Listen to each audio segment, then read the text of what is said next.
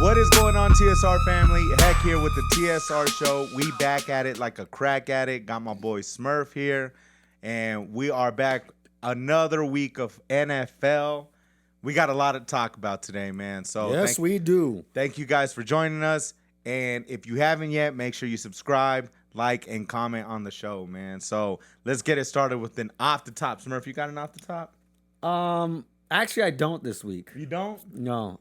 Mine's gonna be real quick. So, bro, you know, I was just in Vegas. I just came back from Vegas, and I just want to tell people out there, man, keep your dreams alive, man. And even when you feel like you're losing a little bit of motivation, you're losing a little bit of inspiration, it's out there.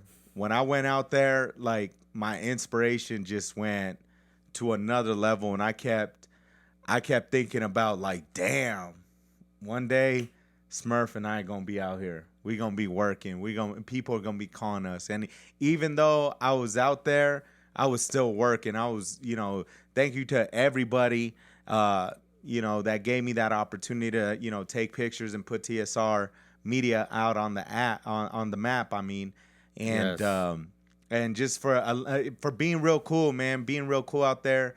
It was just some dude you didn't even know was offering to take a picture of you or your homies, your girl, whatever it was, and allowing that opportunity for us. So I appreciate y'all so much, and I know one day we're going to be out there being the talk of the town, and that just inspired me to a whole different level, man. So keep your dreams alive. Smurf, we're going to be out there one day. I'm telling you, bro. Well, we're going to be out there next month. We might be out there next month, so y'all hit us up. You know what I'm saying?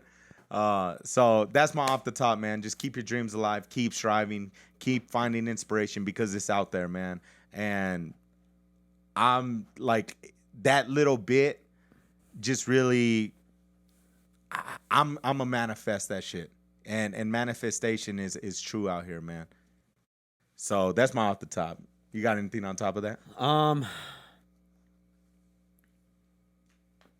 No, I co-sign everything Hecklex says.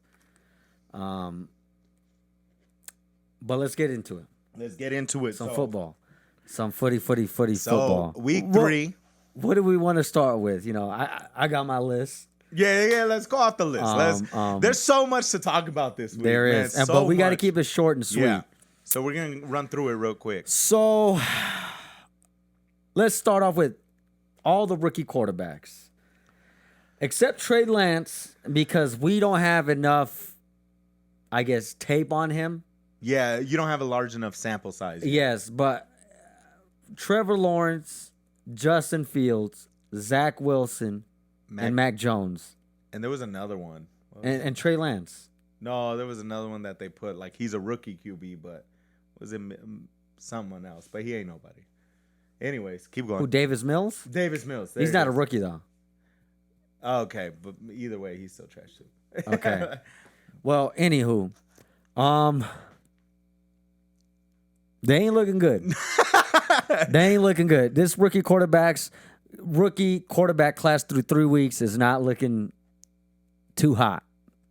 To that, you say what? I agree, man. It's crazy because usually in every rookie QB class, there's one that provides a spark. There's one that where you're like, oh, man, yeah, he's making some mistakes, but damn, he's going to be good. Like, they're just like little mistakes. But if you, especially this weekend, you just saw a lot of mistakes that continuously keep happening. Now, I'm gonna eat my crow, and I said Fields over Lawrence. If y'all remember, last year, before the draft, I kept saying I'd rather take Fields over Lawrence. But Fields is showing like he was holding on to the ball way too long. It seems like Smurf was right. If his first read's not there, he just stops. And they have no line. No, they have no line. No line. But even then, like last year, Burrow didn't really have a crazy offensive line, but he was still providing a spark. Yeah, he was. You know what I'm saying? He was. And that's what you tend to want to see from a rookie QB class is, and one of them's got to give you a spark. Go ahead. And we'll revisit this, midway through the year. But as of now, like, I guess the one that everybody touted, like, oh, they're in the best position, is Mac Jones. Right. And he ain't doing too hot. He didn't throw. I mean, he hasn't thrown a pick up until this game, but where's Nelly at? Where's Nelson Aguilar at? Where's Hunter Henry? Where is Jonnu Smith? You know, Jacoby Myers is there, but where are all these weapons that they got for you? This is going to be when they play the Bucs, and we'll go into it. They might be staring at a 1-3, and I think it's going to be tough to come back from that. Now, I know there was a lot of analysts talking about, like, even though Mac Jones is like the more prime and ready, yeah, and he's making some mistakes, but he has some good, but like his negatives are outweighing the positives. Right. And that's what you're seeing with this rookie class. A lot of negatives are outweighing any positives that are coming through. Right. They just seem shell-shocked. And it's like what they were talking about in last night's game is this ain't the NFL anymore. I mean, this ain't college anymore. This is the NFL. There's tight windows that you gotta be not only patient, but you gotta be decisive in your throws. And you gotta throw with some what's the word? With some conviction. Right. And like with Fields, you just saw if it wasn't there, he's shell-shocked. And he's like, I don't know where to go. And it's crazy to me because a lot of people are talking about Matt Nagy and he's not really setting up for success. Okay, yeah, he has some part to do with it. But at the same time, it's like, Fields, you're a first-round pick. You came in talking like, look, I'm going to take this team over. And even using your legs, it wasn't there. Mm-hmm. Like, that's usually the first thing a running quarterback does is they use their legs to get out of some trouble. Right. And he wasn't even doing that. Nope. And Trevor Lawrence, you're not living up to the hype, bro. No, he's not. He like looks the worst out of all of them. Like no, he does not look the worst. But Zach Wilson looks the worst. Oh, but that's the Jets. Like every quarterback's gonna look bad with the Jets. Any quarterback. Okay, so another thing. The anomaly of the year. What is the anomaly of the year? And when I say up to this point, there have been how many games? So there's 16 games a week, right? Right. 16 times 3 is 50, 60 games? 48. 48 games. 48 games. So 50 games just there. Wait, 16 times 3. So if you do 3 times 6, that's 18. 3 times 1. Yeah, that's you carry the 1. Yeah, 48. The anomaly of the year throughout those 48 games. I have 2. Well, I have 1, and it could be another one. Number 1 is the Steelers beating the Bills. Yes. Looking back at it, that's the anomaly. Yes. I mean, and we kind of figured this, right? We said this a couple after that week 1 win. We were like, look, damn, the Steelers may be back or it might be a fluke. And then so far it's leading towards a fluke. It looks like it's time to start to rebuild in there. So far. I feel like it's just time. when you're, and I guess when your running back has 12 catches, that says something. Yeah. About your offense. Like 12 catches for your running back.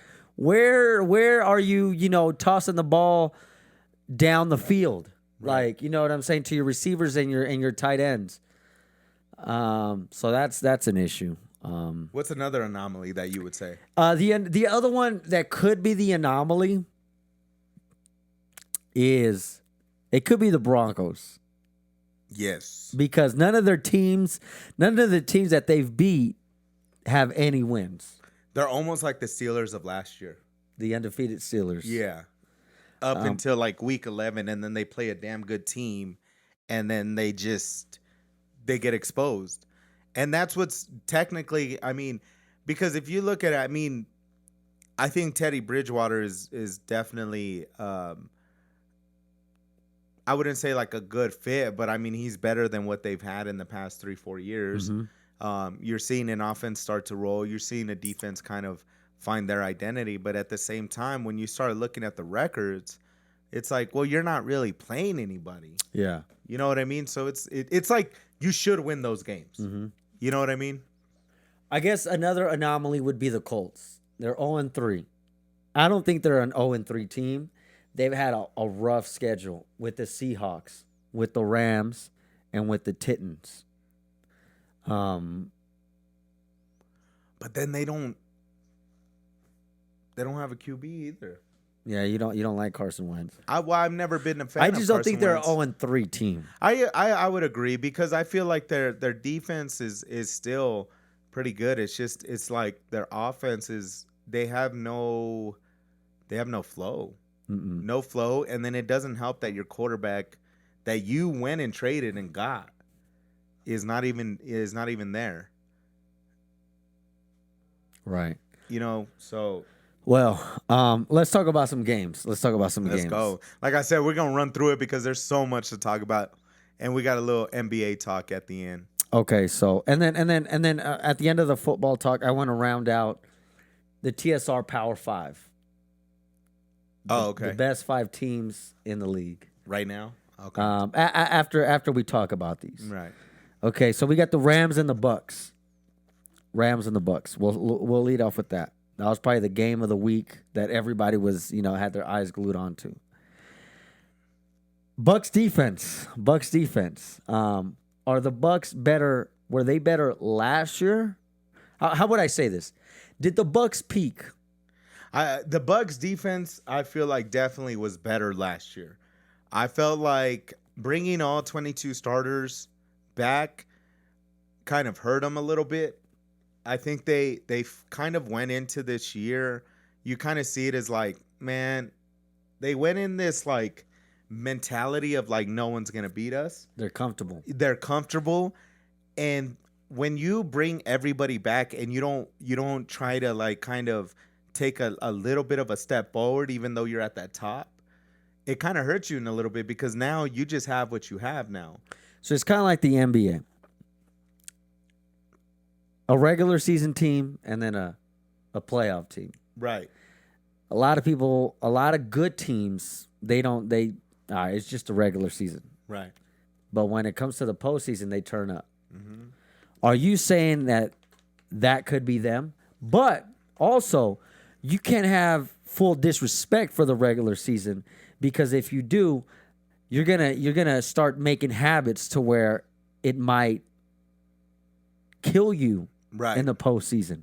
Yeah, because a lot of you see this with a lot of teams too. Is like they'll win a lot of close games in the regular season, or they're playing from behind and win those games in the regular season, and they get comfortable with like, oh, we're gonna come back.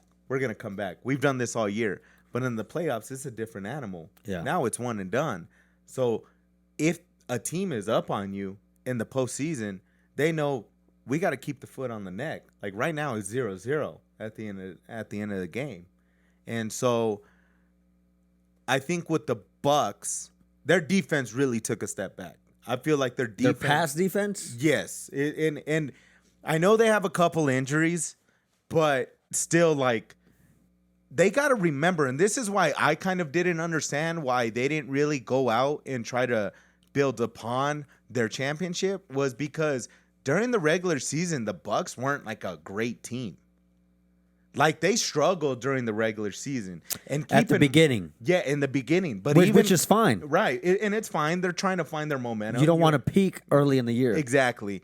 But then even when you got into the playoffs, it's not like they were a juggernaut. They went up against Tyler Heineke, and it was a close game in the Redskins. They could have lost that game. So it's like... Well, I'm glad they didn't. Yeah. But you think about it, and you're like, okay, we can improve in some areas. We don't need to bring everybody back. But the fact that you brought everybody back, you already put that mentality of like, this is where we're at. This is where we're comfortable at. And it's starting to kind of hurt them a little bit. Mm-hmm. Okay. Because now you put the tape on, the same tape from last year. Okay, so here's what I got to say. Also, the offense didn't put up as much points. Now that has to do a lot more with the Rams, I feel like. The Rams look good, bro. The Rams look good. The Rams found their quarterback, bro. Stafford. But it's not just a quarterback. They look good as a team. No, they do, but they've always been a good team. It's just they didn't have that. When you had the Rams with Goff, it had a good flow, right? It had a good flow. They have the ball in their hand. They're gonna walk down the field. It's like we knew what their ceiling was. Yes. With Matthew Stafford, they have no ceiling. Exactly, because he can actually get the ball out. He's a damn good quarterback. Now, what I would say is, I think they need to improve in the running game. Yeah, at some point. That's one of the things where the running game. Sony Michel doesn't do it for me. Neither does maybe Darrell Henderson. And they did lose. They did lose a running back in training camp, but it's just Sean McVay and Matthew Stafford they're the head of that group, along with Jalen Ramsey, who was wearing the mariachi blue and yellow. Yeah, and Aaron Donald. It's a good group. Yeah, it's a damn good group. Stafford is finally getting to prove it kind of sucks because it's like if this would have happened a couple years ago, the Rams would have won that Super Bowl and definitely maybe went to another one. But right. But regardless, they still have a damn good team.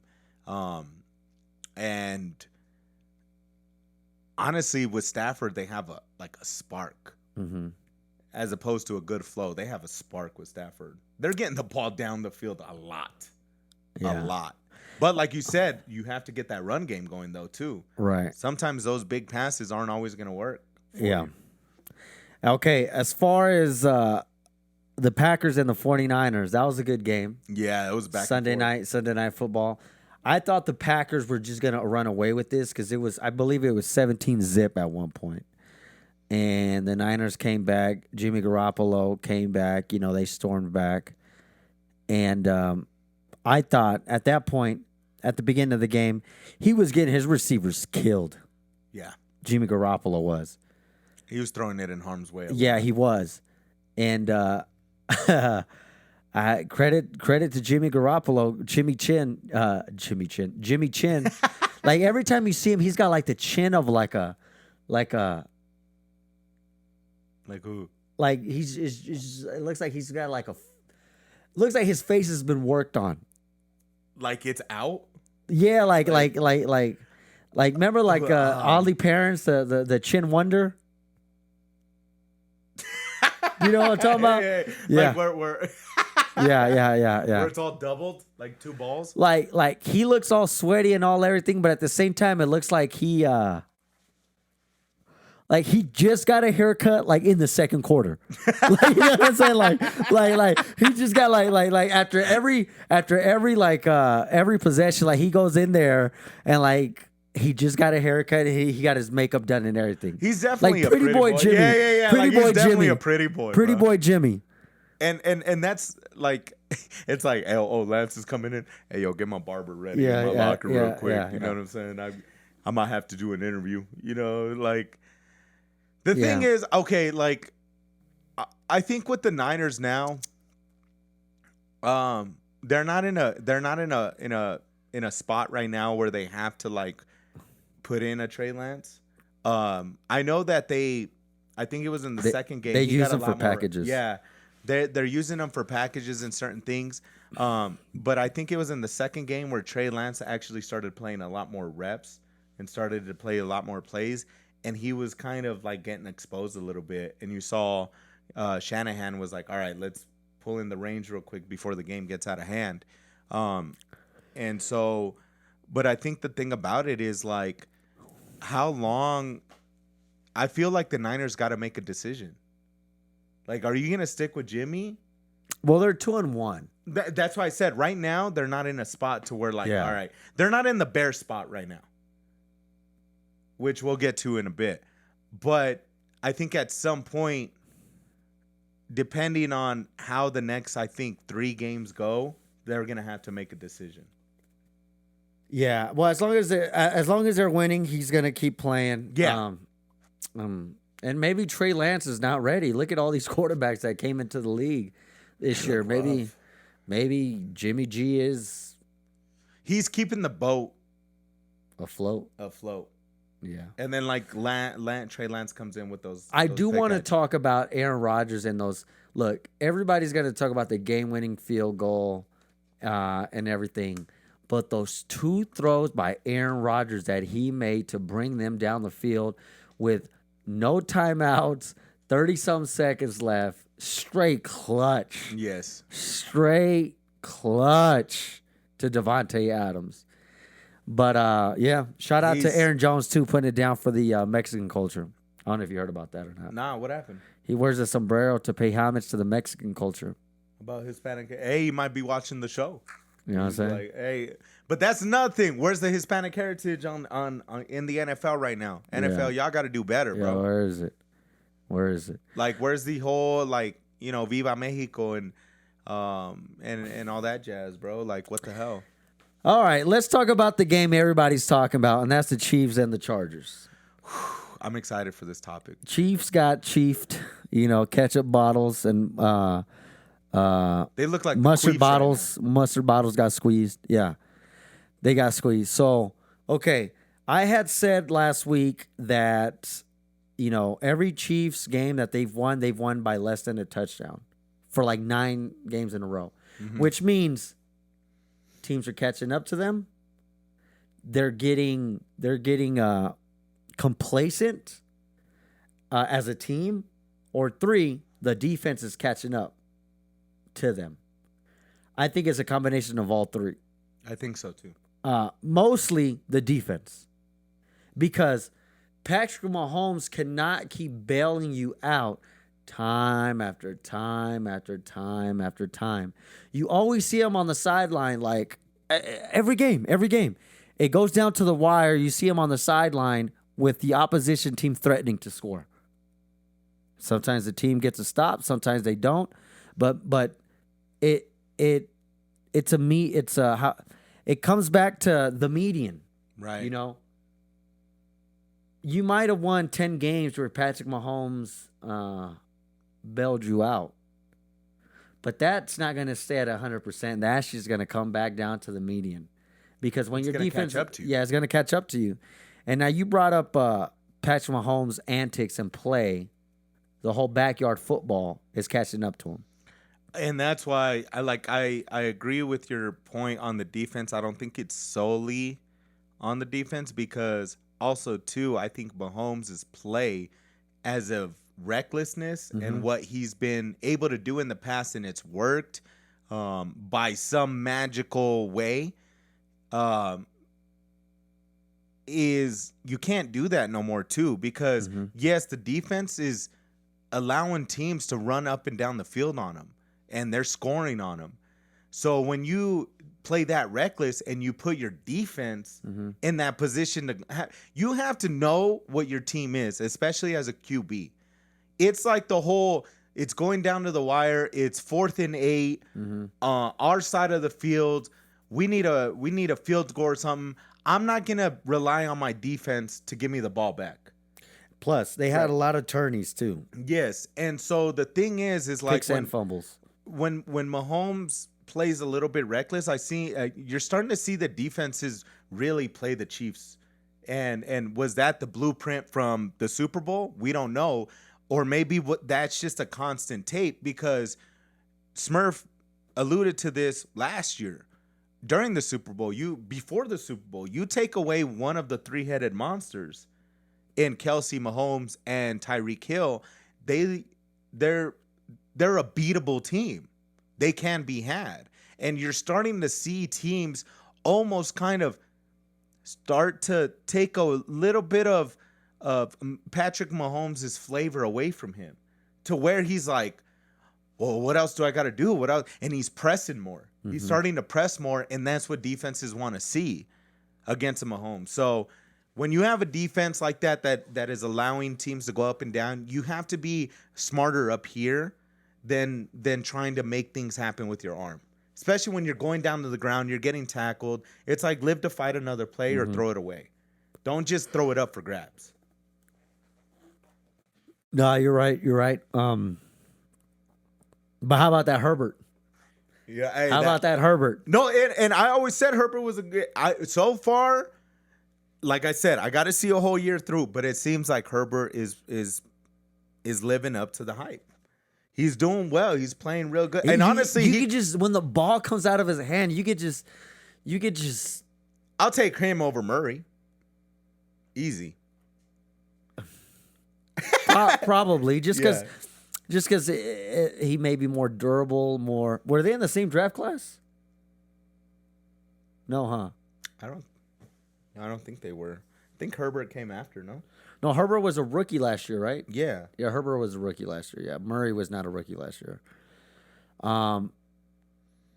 The thing with Herbert, this is what I wanted to see, right? And now Murray is a MVP favorite right now, by the way. I'm not a fan of Murray. I'm not saying he's bad. I personally wouldn't want him as my QB. That's just me. That's my personal opinion. Y'all can hate on it, whatever. I don't like him as a quarterback. I don't feel like he's going to take you over the top. And with Herbert, though, one thing you're seeing with Herbert, and this is why I wait till the second year, is like, did you improve on your weaknesses? Did you get better from last year? And Herbert has gotten better. He's pushing the ball down the field. He's reading defenses very well, and he's getting better at those little things that you should, every year want to improve here, improve there, and he's proving me wrong on that one. I wouldn't say wrong because I never said he was bad. I was just like, I got to see 2 years in, and he's doing very well. That AFC West division is up for grabs right now because them Raiders, raise your hand if your team's 3-0.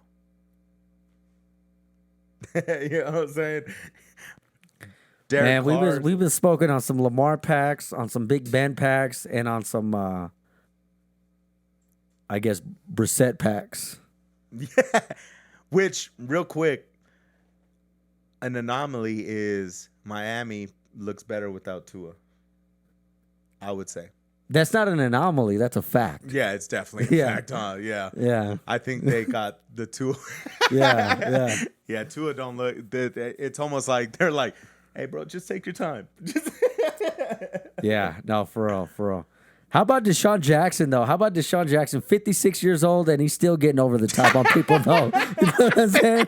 Like, he's been in the league for, like, ever. And he does just one move, huh? And he's still getting past defenses. Yeah, like, he does one move, and that's all he does. He has one route. Yeah, like, that's it. And he still does it perfectly. Yeah, man, he's still a burner. Yeah, that was just. That was a quick one. He's still a quick burner. So, but talk to me a little bit about your Raiders. What do you like? What don't you like? Are you hyped or what? You're the Raider fan here. Okay, so 3-0. So that game shouldn't have been as close as it was. I was. I'm still mad about it. Why you tell the people why you mad about it? Because I had picked Rams and Raiders to win.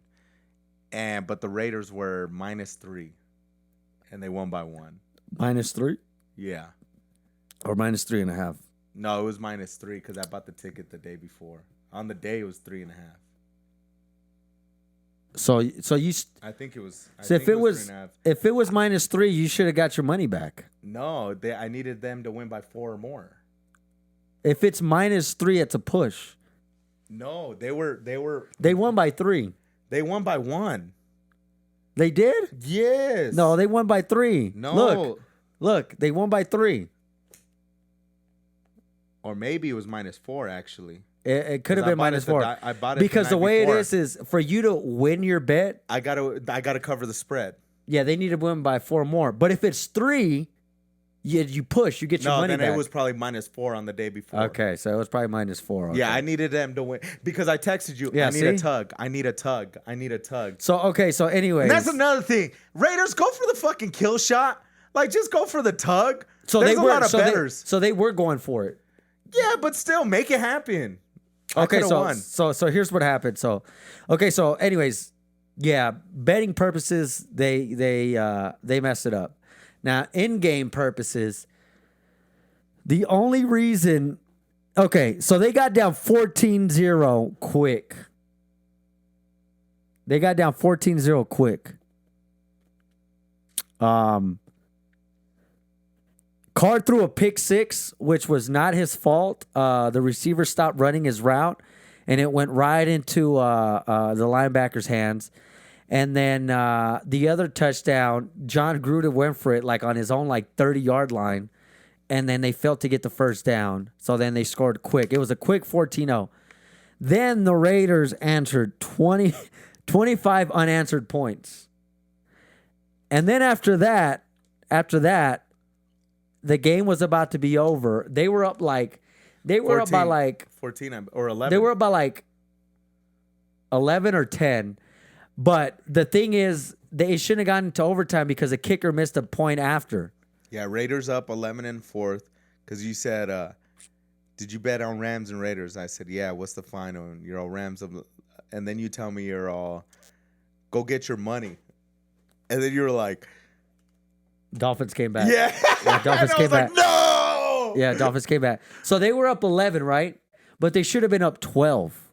Right. Because the kicker missed a point after. And look, there he is. Look, there he is. You see him? Yeah. You see him? They both get their hair cut at the same spot, Yeah. bro. They look like pretty boy status right there. Okay, so look, I'm impressed by the Raiders, by the defense. They got in the fourth quarter, they got a little bit too preventive. But I think that also has to do with Miami offense. I want to see what they're going to look like up against a real quarterback Monday night. Mm-hmm. A real offense, a real quarterback. Lamar and the Ravens don't count. Big Ben and the Steelers don't count. And then Brissett and the Dolphins don't count. So who do y'all play? Oh, y'all play the Chargers. Yeah, we play. That's like a extra home game for the Raiders. Yeah, no, definitely. Right now, the Raiders have a better defense than the Chargers, I feel like. But both offenses look explosive. Yes. You know what I mean? Yes. So it might be an offensive game. Because the thing it might be a shootout. It might, yeah. It might be a shootout. Plus, it's a divisional game. Yeah. Now, typically the Raiders own the Chargers. Typically. But we'll see what happens. Yeah. You gotta. That's gonna be a damn good game. We gotta get together on that one. Yeah, we'll get together. We'll watch that game. Hey, get some wings. Yeah. This episode is brought to you by by Wingstop. But Raiders look good. So you're holding your excitement for now. You got to see it through. Right? I'm already excited in terms of I wouldn't say excited, but I'm already convinced. This is a different defense. Right. This is okay. All right. Now I hope Trayvon Mullen isn't hurt for too long because he did come out of the game. That's probably their second best cornerback. A boundary cornerback. Casey Hayward actually is probably our best cornerback right now, who is a free agent signing. But Trayvon Mullen is it goes Casey Hayward, Trayvon Mullen, Nate Hobbs, and then it's a fucking big drop off in terms of our next best cornerback. So you gotta keep those guys healthy. The thing is injuries are gonna happen, and I already know the downfall for the Raiders will be their depth. They don't have much depth. Right. They don't have much depth. On the offense, especially on the defensive back end, because Damon Arnett looking rough. And I think the Raiders are true, this man. Is your water, huh? No, that's yours. Oh. No, the Raiders. Derek Carr looks amazing. He looks good. I've always been a fan of Carr. I know not so much for you in the past. You've always been on the fence with the Carr. I'm not a fan. I'm not okay with Carr. You either hate. It's like Tony Romo or Dak Prescott. You either hate him or like him. I've never been a stan or a apologetic or a hater or a stan. Right. I've been right. I like. Don't get me wrong. I like Derek Carr in terms of he's a good quarterback. He's a great quarterback. He's probably the third best quarterback in the AFC, behind Patrick Mahomes and Josh Allen. He could make the case that he as far as This year, by play, he's probably been the best one. But if we're going off skill set, he's probably the third best quarterback if we're going off skill set in the AFC. I see what you're saying. In the AFC. No, and but the thing is, you need to extend the play. You need to extend the play, and he's done that. Right. He's like learning, and that's the thing with the Carr. Like he's a good fit. It's like with Carr, I feel like he's gotten tired of the whole talk about him in the past few years of like, yeah, he's good, but he's not gonna take you over the top. The Andy Dalton, like Greg said. Yeah, like so now he's just like, all right, I'm gonna take my play to another level. I love his charisma. But it's not that. It's not so much his play, because he's always been that dude. Right. He's Matthew Stafford. Right. He's played on terrible teams with no defense. But now that your defense is there, and that's the thing about it, though. Like, no matter how great your quarterback is, and I've always said this, is like they still need pieces around them, regardless of how good they are. Like the only one that you can really Scott Linehan. The only one that you can really say, oh, okay, he doesn't really need a whole piece around him or this and that, doesn't need a great team, is probably like an Aaron Rodgers and maybe a Tom Brady. But you know what? Even with Aaron Rodgers, yeah, he's taken teams to the NFC Championship game and all this, but his defense has always struggled, and that's what's kept him to reach another Super Bowl. Yeah. You still need pieces around you, whether it's weapons on the offensive side or whether it's defense providing you takeaways or not allowing people to score. This is what football is great. Mm-hmm. It's the ultimate team sport. Not one player can change a fucking game. Straight up. Okay, so I agree with you on there. I agree with you on that fact. Now, I'm not saying you can have a great team with a bad quarterback. Yeah, he's thrown for 12. He's averaging 400 yards a game, bro. Who? Derek Carr. Yeah, he's the sole reason that that and the defense help from the defense, but the sole reason that the Raiders are winning these games. Yeah. No, and that's what I'm saying is, but you put that jump in that defense this year. You guys are getting after the quarterback. Yeah, pass rush. That pass rush is pass rush. And it helps the DBs, right? Yeah. But them getting after the quarterback, having a great defense. Now Carr, it takes that pressure, a little bit of pressure of like, okay, maybe we didn't score on this drive, but my defense can get the ball back. Whereas on that drive, he's like, nah, we gotta press. We gotta at least get three. You know what I mean? Right. So speaking of the Raiders, let's move on over to the Jalen pack. We smoking on that Jalen pack, baby. Hurts over here like, oh yeah, I'm paying the bills every time when the rent is due. Make sure the pay. Well, the rent is due, homeboy, and you came up real short. Okay. Go ahead.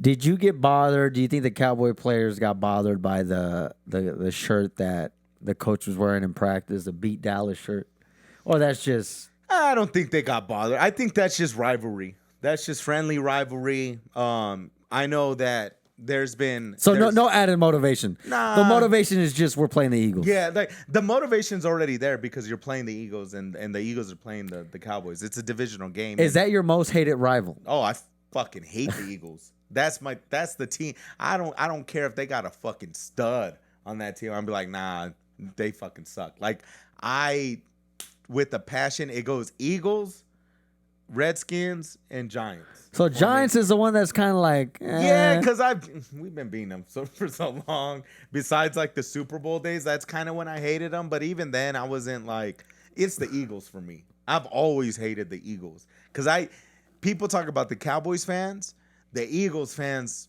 I believe are the worst in the league. The Eagles? The Eagles fans are the worst in the league.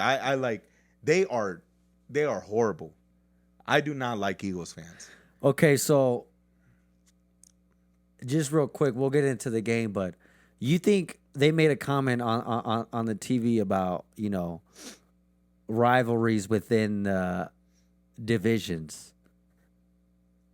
You think the NFC East has the best rivalry in all of football, like amongst those teams? I believe so. I think there's just a lot of history there. Over the AFC North. Yeah, because at some point in time within our division, it's like it was always like it's our turn, it's our turn, it's our turn, it's our turn. Like Ravens and Steelers though.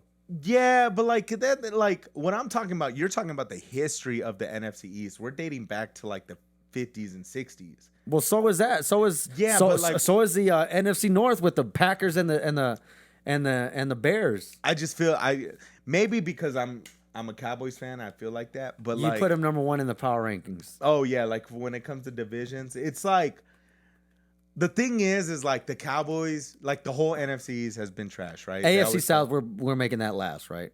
Oh yeah, like, is that like, even like rivalries? Who watches that? It always used to be the Titans and Jaguars on Thursday Night Football. It's like come on, bro. That's that's a Thursday night rivalry. The fans don't even like sell at the stadium to that shit. Like, and like now of recent years, the AFC West is going up there because AFC West has always been up there. Yeah, always up there, and then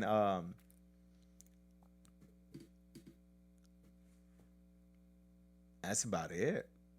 No, no. AFC West is up there, yeah. Well, NFC West got something to say. NFC West got something to say with the Giants, the Niners, the Seahawks, and the Rams. Cardinals. No, the Cardinals are up there because they had their Super Bowl runs. They went up there in the early 2000s when they went up against the Steelers. But nobody really hates the Cardinals. No, nobody. I feel like for me, Eagles and Redskins, those are the two, like those two games that I watch every year. The two teams that I watch every year where I'm like, let's fucking go. We could be like 1-8 and we're playing the Redskins. Like, all right, we better blow them out. All right. So anyways, talk to me about the game. All right. You're out of the frame, by the way. Oh. You had to like, you should move the camera more towards this side. Here's what I'm going to say. Defense looks good. I think they're leading the league right now in takeaways. They're taking the ball away. Now, this was just a bad Eagles team. This was also a bad Eagles team. They definitely won time of possession. They got to do whatever they wanted to do. But I will say something. Dak is back. He is taking control of that offense. Should have been back last year. Oh, my God. All right. Well, anyways, he's back now. And he's taking control of that offense. The defense, Micah Parsons as a defensive end, I like him there. I like how they're moving him around. And it really keeps some quarterbacks really guessing, like, oh, my God, is he going to be rushing me? And they really made that adjustment where they moved him. At first, they had him on the right side.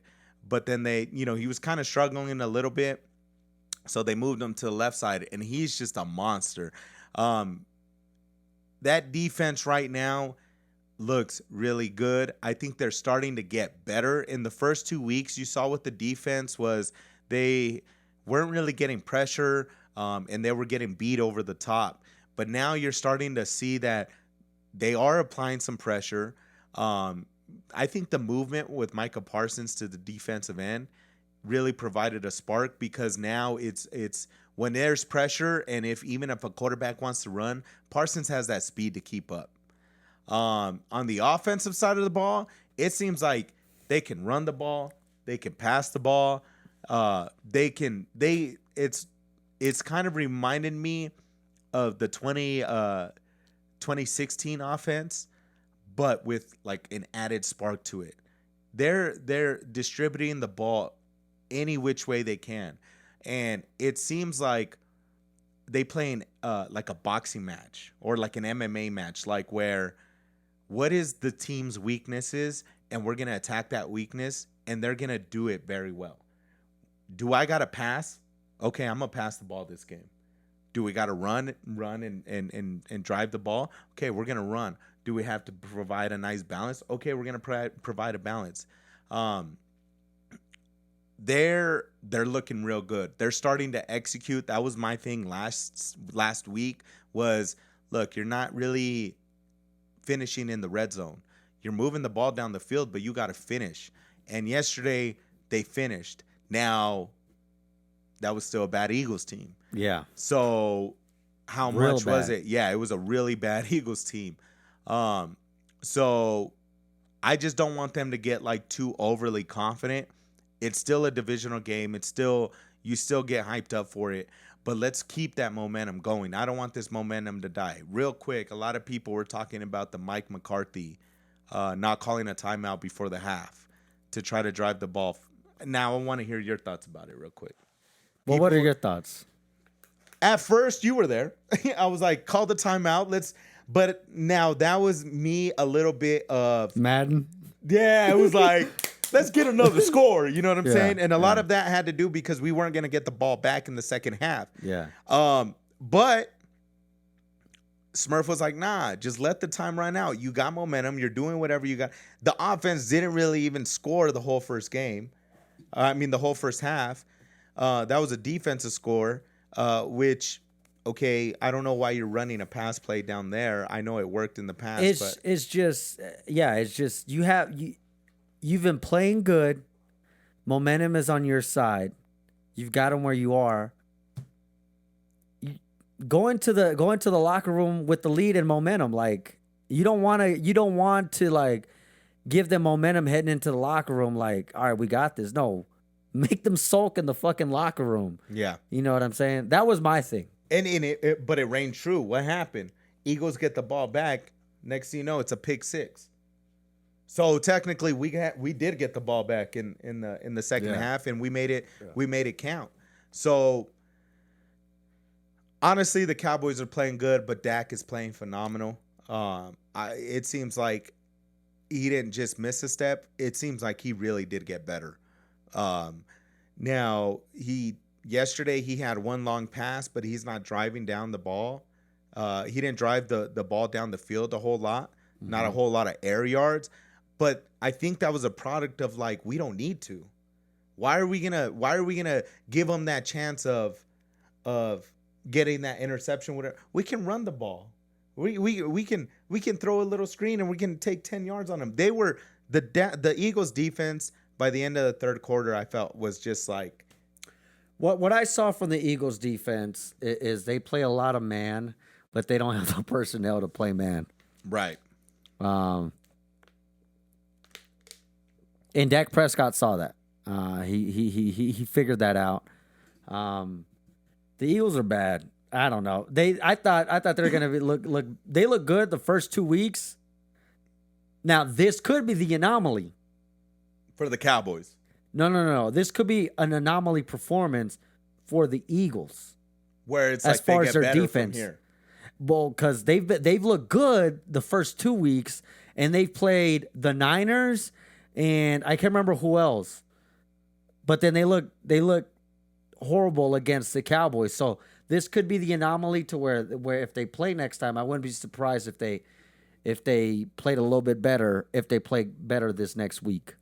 If they look better against the Cowboys in Philadelphia. But honestly, I think what you're seeing from the Cowboys, though, man, is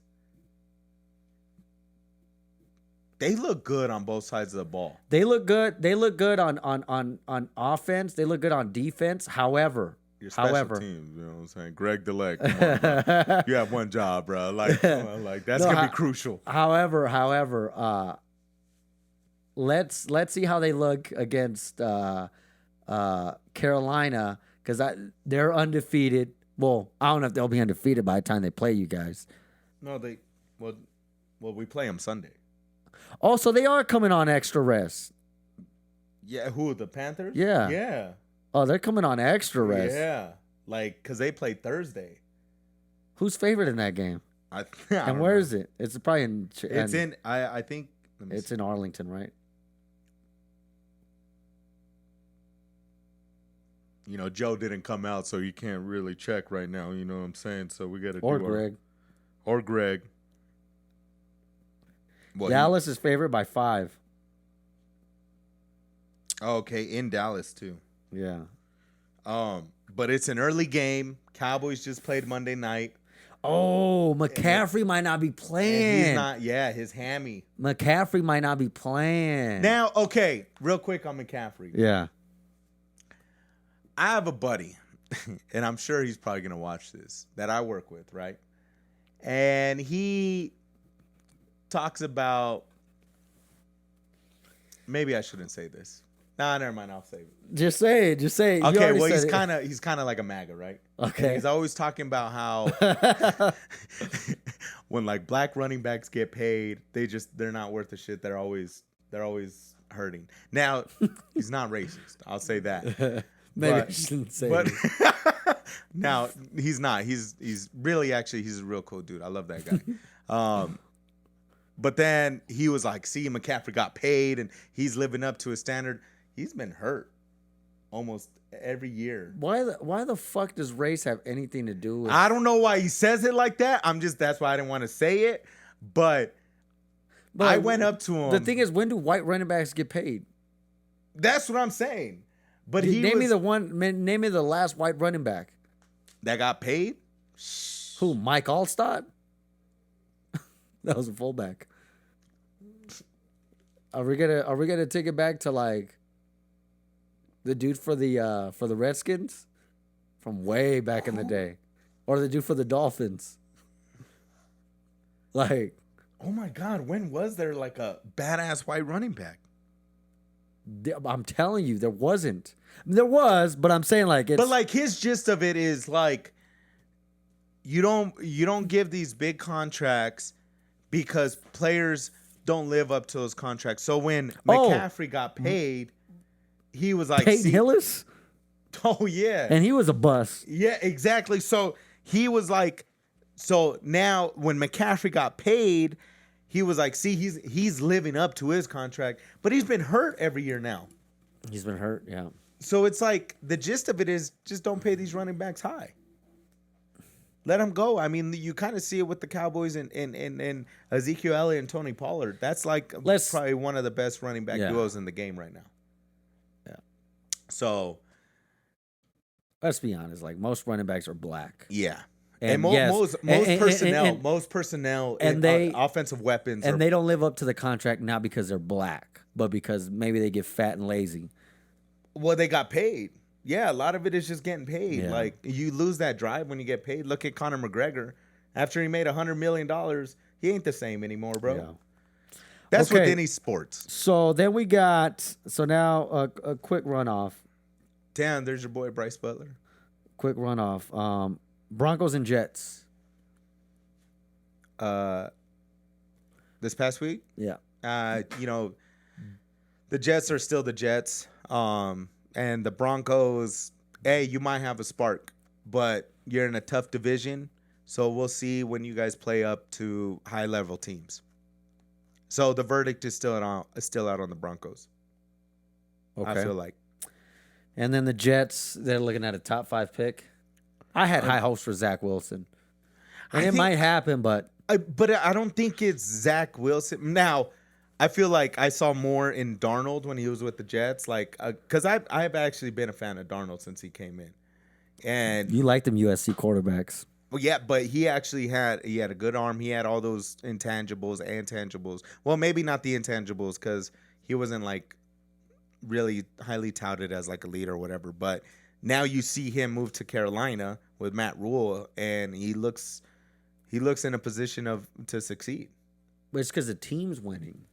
Well, the team's winning, but like the Jets. He's not on the Matthew Stafford level. No. Like we've got to wait to see you. Yeah, no. You might be a product of the Panthers, not the other way around. True. Not the other way around. Right. It's not like you're the reason that the Panthers are winning.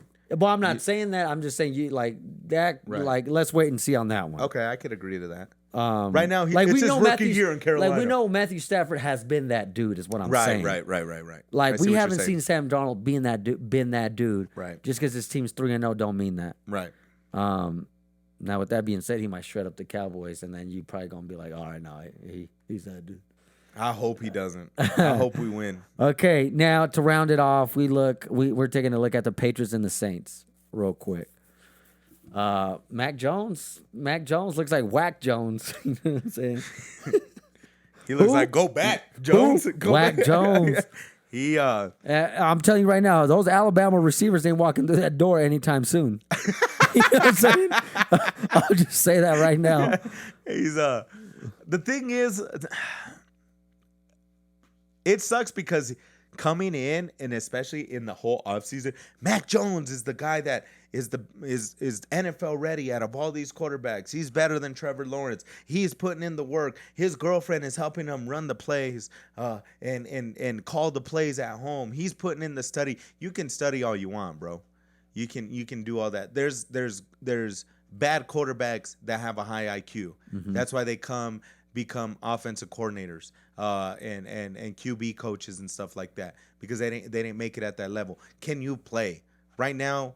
Wack Jones, you can't be playing right now. Like who? Wack Jones. Who? Wack Jones. Still tipping? Yeah, you still tipping. Like maybe you'll get better. He had 3 interceptions this weekend? Yeah. Again, now the Saints, the Saints did put pressure on him, but still, this is the NFL, dog. This ain't no college football where your receivers are wide open. Yeah. We were just talking about this.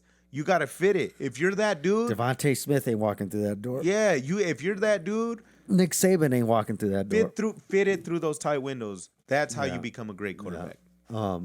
Now they might be looking at a 1-3. Okay, well, I just want to wrap. Like they are actually. I just want to wrap it up with on the football talk, just with a little loser leaves town segment, and then our Power 5. So we've got. I can't believe the Bengals are 2-1, but anyways, we got the Washington Reds, our football team, and the Falcons. Both are 1-2. That is a loser leaves town game, in my opinion. You go to 1-3. Say which team? Which team? Sorry. Washington and the Falcons. That's a loser leaves town game, in my opinion. Yeah. Loser there. Actually, I could be wrong. Because if Washington loses, they might still have a shot in that division. Now that I look back at it.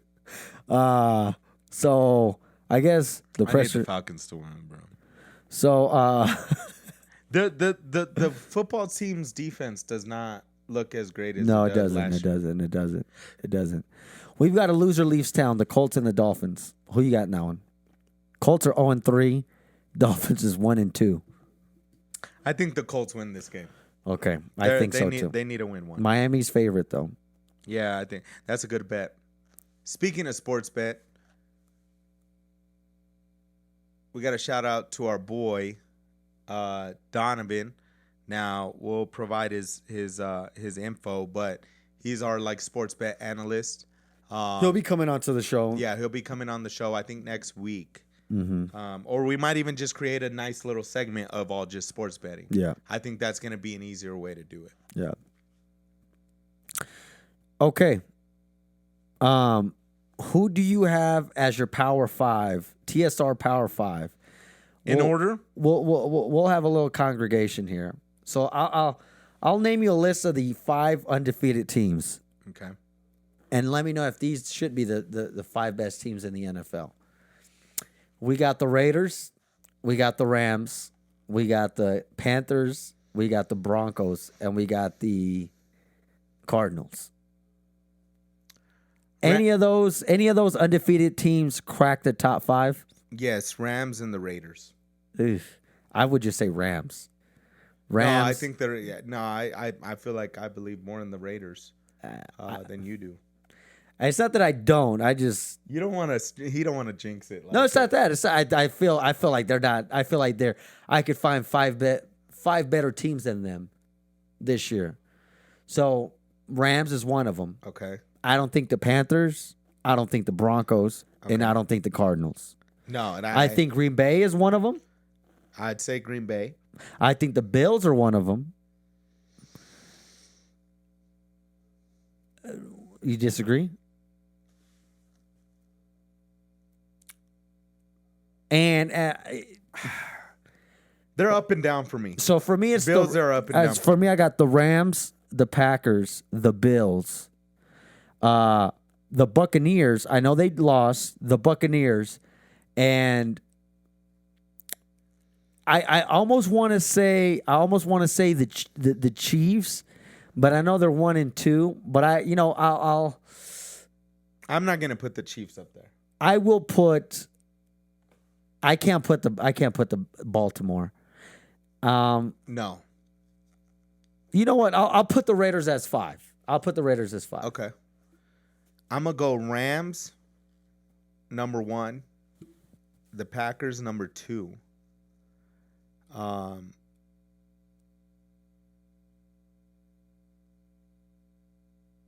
don't know if I'd put Bills. No, we're going in order, right? Yeah. Okay. So I didn't give you an order, but I know Raiders were 5. But that was in order. That list you gave was okay. So in order? I got Rams. Okay. Rams, Packers, Bills.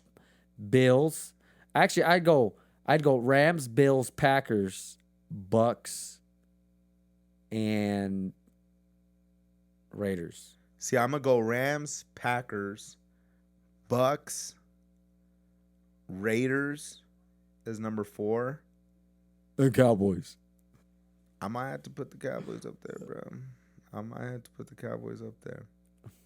They just look good. Like, because the thing is with the Bills, like, it's just those undefeated teams. Maybe the only one I could believe in is the Panthers. Panthers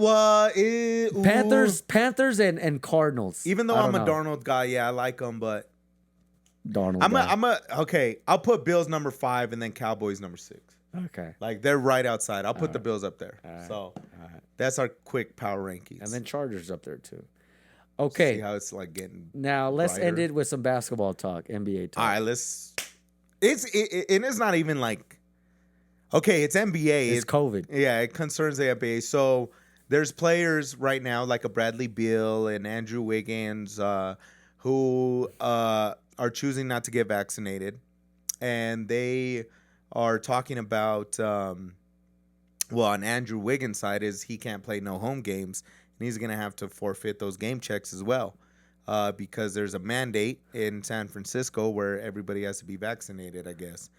So real quick, that's the Warriors. And what are your thoughts about Andrew Wiggins' decision, but also the mandate that is imposed on not just him, but on the citizens of San Francisco? So that's the root is, and I know I may be getting political here, but I guess we got to go there.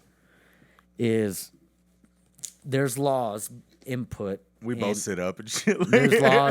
There's laws input into the Bay Area where if you're going to be working indoors, something to that extent, you need to be vaccinated. All employees or something like that. Right.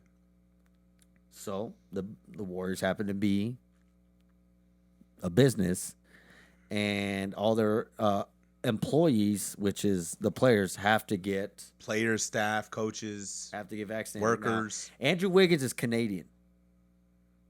Keep that in mind. Andrew Wiggins is Canadian. I did not know that. Yeah, Andrew Wiggins is Canadian. So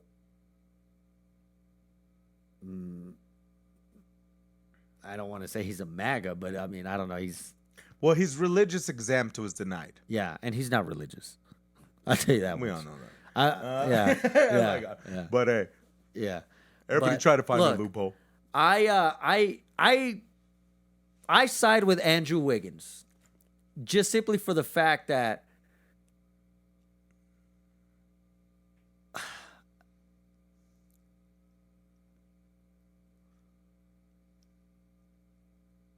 there's so many avenues. Like if he gets vaccinated, and there's still an outbreak, it's like, what the fuck? Like, because that's the thing. The people that are vaccinated doesn't mean you can't get COVID. You can still get COVID. And it's kind of like what Bradley Beal said was, okay, well, tell me why I should get it. Like, oh, because I'll spend less time in the hospital, or I won't go to the hospital. It's like, but I still get it. And I can still transfer it to my teammates, the staff, the coaches. So it's like damned if you do, damned if you don't type of situation. Yeah. So they're I knew it was going to get to this point to where like, hey, we're going to force you to get vaccinated. And everybody has their own opinion. Like if it was me, like you probably gotta you gotta give me some money or some shit like that, and then I'll do it. You know what I'm saying? That's kind of what I'm waiting for. Like you know what I'm saying? Like, all right, like gun to the head, like you got to give me some incentives. But there's people to where like, no, like, and they're millionaires.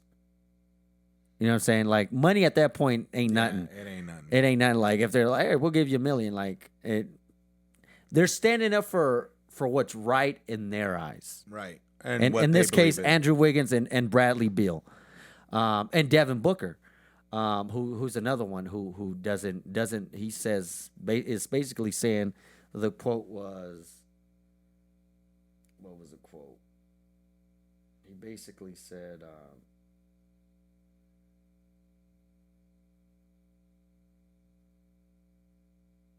I can't find it, but he basically said something to the extent of,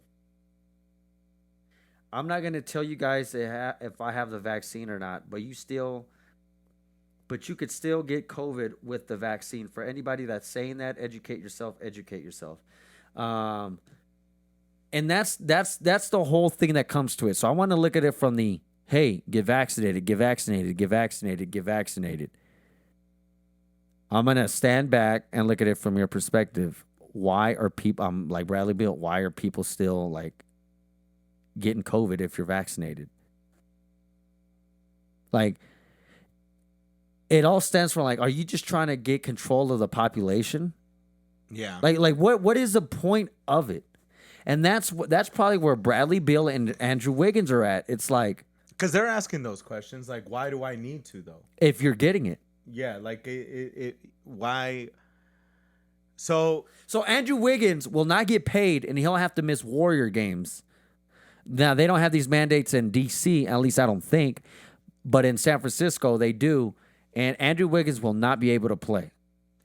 And Steph Curry seemed a little bit pissed. He seemed a little bit upset when they asked him about Andrew Wiggins, because Andrew Wiggins is a key cog, because Klay Thompson ain't going to be back until January or December. Really? That long? Yeah. Damn. But yeah, I mean, well, like, I personally, I see Andrew Wiggins' side more than, hey, take the fucking shot, even though the shot doesn't work. Yeah, I mean, like you said, there's so many avenues about it. Now, I don't think we have to say whether we're vaxxed or not, but We're not. At the all right, well, we're not.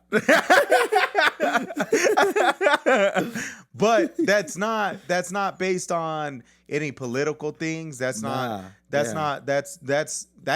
decision is not driven by a political stance. It's not driven by. Yeah, we didn't even vote, so like, yeah, come on, bro. So we're the least. Yeah. Y'all need to listen to us. Yeah, it's just look.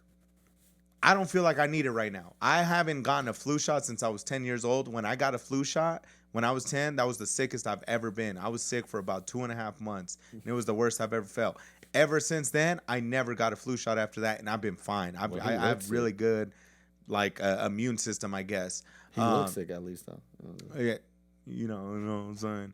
But that's just my thing. Like, I don't even take Tylenol for a headache. Like, I'm old school. Like, I put cold potatoes with the warm towel on top of my head to get rid of a headache. Like, so he doesn't even charge the lightsaber.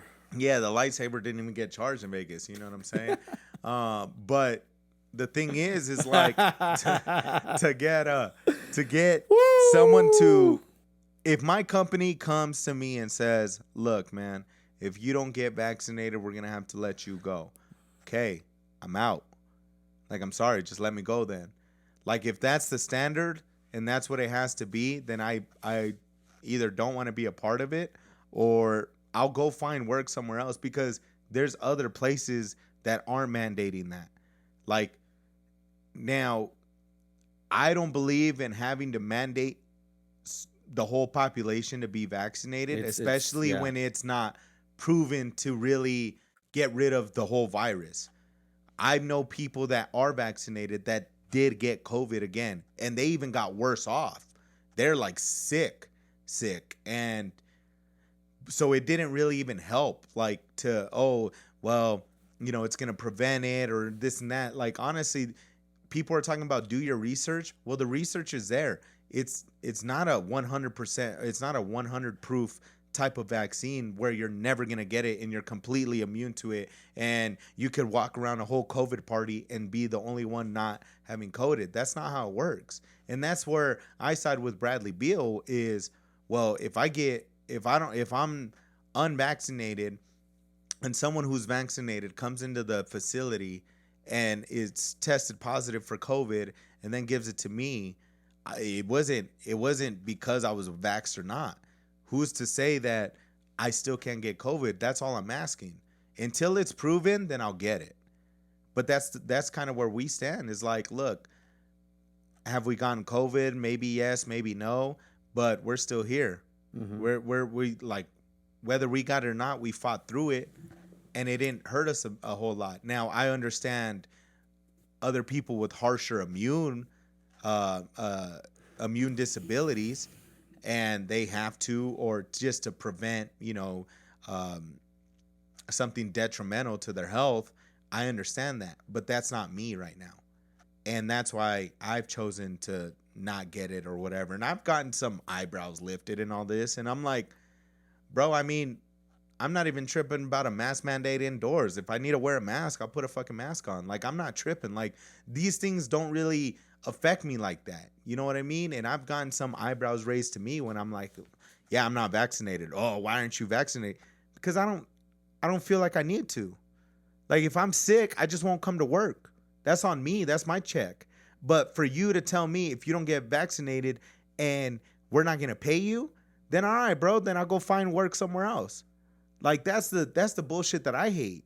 Is like, now you're willing to put my family's life in danger financially just because I choose not to get a vaccine that isn't even proven.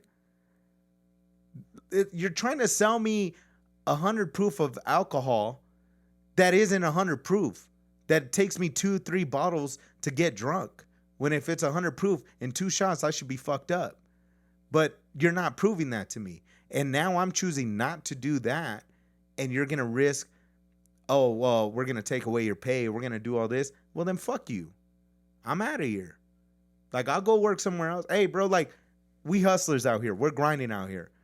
If I got to paint addresses, numbers on the side of doors for $10 or whatever, I'll walk around the whole fucking city every day and make my money. Like, so no business is going to tell me what I got to do or I should do this in order to stay working there. Then if that's detrimental to me, then, and my family, or it's my personal choice to not do it, then all right, we're moving forward. Thank you for the opportunity of working here. I'm out. That's just the way I feel.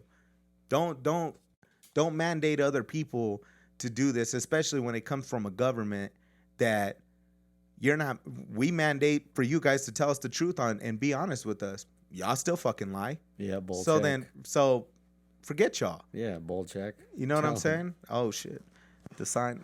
But that's just what I'm saying is like, don't ask me to do something if you're not going to do something back in return. Now, on the flip side to it, if we're like the last percenters that aren't there and they're like, yo, bro, we'll give you $100,000. Just take the vax. All right. Yeah.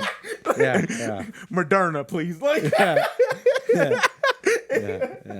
You know what I'm saying? Hey, but do we get to say that for the second shot? Yeah. Now I'm gonna need 100 per shot.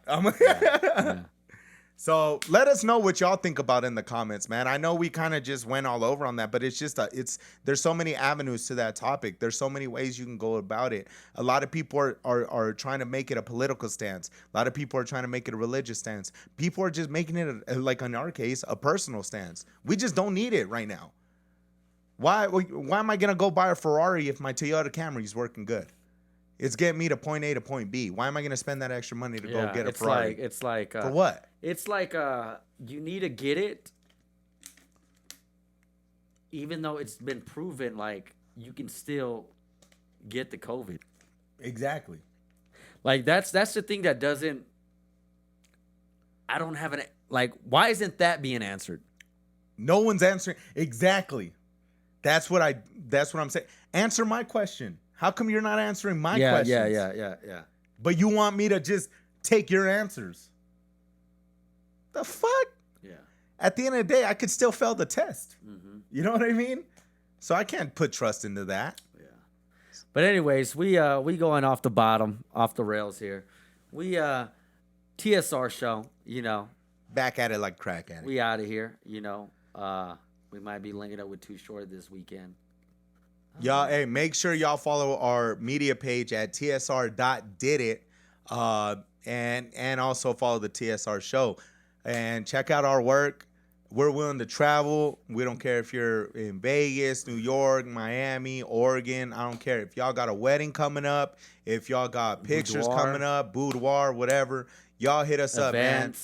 Events, anything. Music videos, OnlyFans. Commercials, product videos. If you got a local business and you want to make a dope video for you guys, reporting. Yeah, just you hit us up, tsr.didit, and we gonna get y'all. I'm telling y'all, like TSR is on a different level, man.